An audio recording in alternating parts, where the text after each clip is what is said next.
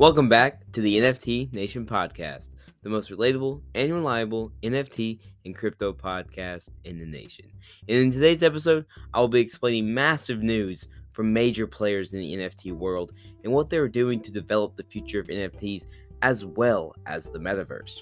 So without further ado, let's get right into it. So this story is that the Bored Ape Yacht Club team, which is Yuga Labs, raised $285 million with Otherside NFTs, as well as clogging the Ethereum network. So pretty much to get right into it, what everyone's here for is that Yuga Labs held its long-awaited digital land sale on Saturday evening, which was a public debut for its Otherside METAVERSE project. While the resulting land rush generated roughly $285 million for the company, it also created some of the highest gas fees in the history of the entire Ethereum network. Investors have spent over $176 million on fees alone in the past 24 hours at the time of recording. The other side, in the metaverse kind of project that is made by Yuga Labs, is the biggest product launch yet from the company, known for creating the Bored Ape Yacht Club NFT collection.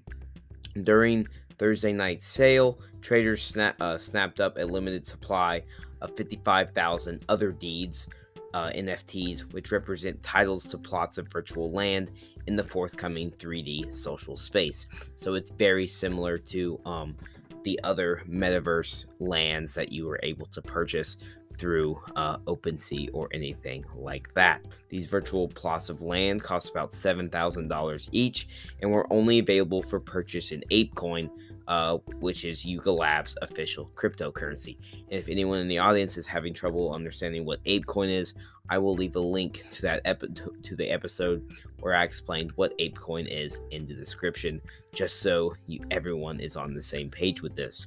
Also, on the secondary marketplaces like OpenSea, the cheapest listed price for an other deed is around 7 ETH, which at the time of recording is $19,000. So as you can see, there's been a major price increase for these other deeds because people are very, very, very bullish on the future of the Otherside Metaverse project. To kind of go on the fact about fees and how much investors had to spend on fees because the Ethereum network was clogged so bad, one investor tweeted, "I paid $14,000 in gas to mint 4 other deeds for the Otherside Metaverse project. I'm going to go throw up now," at Bored Ape Yacht Club. So obviously it's insane to see that we are still seeing massive amounts of fees being paid. This needs to be fixed. These problems shouldn't be happening. I mean, we're still in the beta phase of the crypto network. We have still room to grow and improve the product, but this really needs to be fixed to make it more mainstream.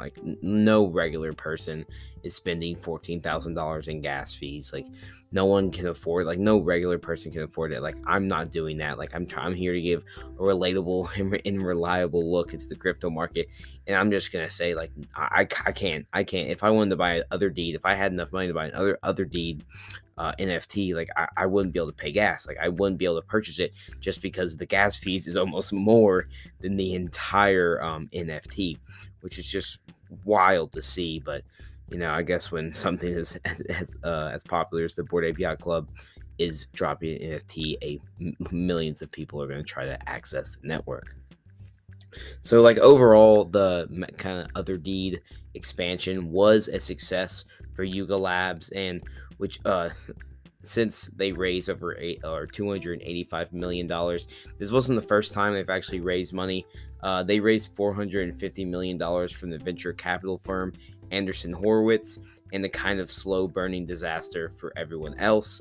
The other side was worth even more last night, around $320 million, but the value of Ape has fallen since then. So at the time of recording, the price of ApeCoin has fallen since the other deeds dropped, which makes sense because since Yuga Labs wanted people to have to buy these NFTs in ApeCoin, that means there's going to be more and more people buying ApeCoin, which the price went up. And then after the mint, the price would obviously go back down because people do not want to use, or not as many people are using ApeCoin. So Yuga Labs kind of realized the mistake they made by having all these, by creating a huge clog in the Ethereum network, and they actually issued a public apology in the wake of all the chaos by saying on Twitter, "This has been the largest NFT mint in history by several multiples." And yet, the gas used during the mint shows that demand far exceeded anyone's wildest expectations. So obviously, even Yuga Labs themselves was not expecting this much craziness in the wake of their NFT drop. The statement also gestures at the idea of refunding traders' gas fees, though it's not clear yet what that process would look like. So obviously, Yuga Labs has made enough money to where they would be able to support some investors by giving them their gas fees back, if that makes sense, or airdropping them the gas that they had to spend. Because, I mean, a big company like this, if you want people to stay for a long time and truly have a kind of positive outlook on your company, you want to do something nice like that, especially if people are paying thousands of dollars just to join your little club, if that makes sense. So the average fee for an Ethereum transaction typically scales with the overall congestion of the network. When traders scramble for the same tokens at the same time, prices go up for everyone. It's a phenomenon known as a gas war. So obviously, when people were trying to mint these other deeds, many people were using or trying to buy the ApeCoin tokens, which since it's on top of uses like the Ethereum software and everything.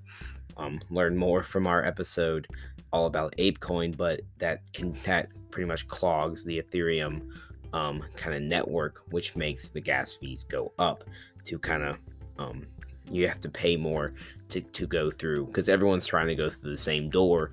And if there's a lot of people going through the same door, the person who's paying the most is going to be able to go through that door first, if that makes sense. So the gas war is pretty much when users compete to have their transactions processed at the top of the miners' queue. So obviously the miners, the Ethereum miners, have a long list of transactions they have to compute, and pretty much the first person to pay that gas fee will move up to the front of the line, if that makes sense. So this comes from a bespoke calculator on the blockchain data site, Dune Analysis, and the average gas price was hovering around 800 Wei early Sunday morning, with spikes in the realm of 6,000 and 7,000 Wei during these waves. So a simple transaction, say sending a few dollars worth of crypto to a friend, could cost upwards of $3,000 during the peak of the kind of other deed NFT launch. So obviously that's not good for anyone. If you're trying to do anything on the Ethereum network, you're paying thousands of dollars just to do a simple task. So the extensive evening threw into question Ethereum's long-term viability as a host for large-scale NFT projects like the Bored Ape Yacht Club. Yuga Labs even floated the idea of building its own dedicated blockchain at the end of its apologies thread on Twitter. And in that thread, they said about making their own blockchain. They said, "It seems abundantly clear that the ApeCoin will need to migrate to its own chain in order to properly scale. We'd like to encourage the DAO to start thinking in this direction." Of course, the firm has not taken great plans to assert that. They don't actually control the ApeCoin DAO. Maybe they can donate some of last night's windfall to the cause. So obviously, even though Yuga Labs does not technically own or kind of control the ApeCoin DAO, they probably have a massive say in what goes on. I mean, when the DAO is going to probably listen to what Yuga Labs wants to do, because Yuga Labs is kind of the main reason for the ApeCoin DAO even existing. And I think it's good I think it's a good thing that the ApeCoin DAO or ApeCoin could go onto its own blockchain. I think it's very important for it to do so, to not be as reliant on Ethereum, because even though personally I am bullish on Ethereum, I believe that they need to go independent and try to figure it out on their own, because Ethereum is kind of getting stale with Ethereum 2.0, and they're not exactly scaling the way they should be. So if ApeCoin DAO can figure it all out, and that helps the entire crypto network as a whole if they could. So I see I see positives in both. I see positives and negatives in both leaving and or staying on the Ethereum network, if that makes sense. So my kind of personal opinions on this story as a whole is that the new Bored Ape Yacht Club metaverse has a lot of potential. If anyone has not seen the trailer kind of for the Otherside metaverse, I would definitely go check it out on YouTube. It kind of shows you how they're incorporating all a bunch of NFTs, maybe even doing a little bit of stories. There's a bunch of Easter eggs and little quirks here and there all about it, which makes me really bullish on the future of this metaverse. The Otherside metaverse could see massive adoption across the crypto and Web3 space, especially if this is unique. We will see a massive uptick in users that are part of the Otherside. Obviously, these gas fees are a massive problem for me. Like, this is the main reason why the Bored Ape Yacht Club has been like turned off, or like has turned me off, if that makes sense. Because if I'm trying to do something that is relatable, I can't be out here saying that I support like the Bored Ape Yacht Club when the gas fees are just so high. Like, how am I going to be able to tell like people that have only a few $100 in Ethereum in their wallet, yeah, it's fine, just go invest in it, you'll be fine. That's what everyone does. Like, it's a normal person thing. Like, it's not. Like, you can't do that just because normal people can't afford the $1,000 in gas fees. So I believe once these fees and these massive kind of conglomerates in one, or just like a massive traffic jam on the Ethereum blockchain gets fixed, it will see massive growth, especially in the eyes of the regular consumer. Yuga Labs has the potential to become a pioneer in the Web3 space, especially with the integration of NFTs into the Otherside metaverse. To kind of continue on the Otherside metaverse, the Yuga Labs driven metaverse has to be unique and have a story around it. And if it doesn't have a story, it's not going to be meaningful. Without this, it's just another boring metaverse that seems like a cash grab. I believe this, if Yuga Labs goes in the right direction with this project, they can see massive growth in the sector, just because more and more people will go to a name brand metaverse like Otherside instead of something random, because a lot of people will be able to trust the Bored Ape Yacht Club, if that makes sense. So obviously that's been my opinions on this. I really want to know, like, what are your all's opinions? I want to know like a regular person's view on the metaverse, on the Otherside NFTs. Like, what's your opinion on like the gas fees being so high because of this massive NFT mint?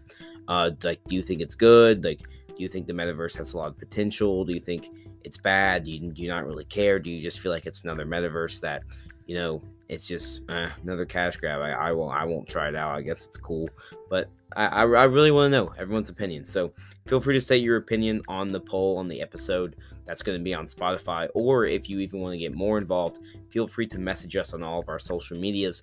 It is at NFT_nation_podcast. Feel free to message us on our Twitter, TikTok, Instagram, and YouTube. We are always checking our DMs, and we would love to hear from you all. So yeah, guys, I really hope you all learned something today, and have a good one.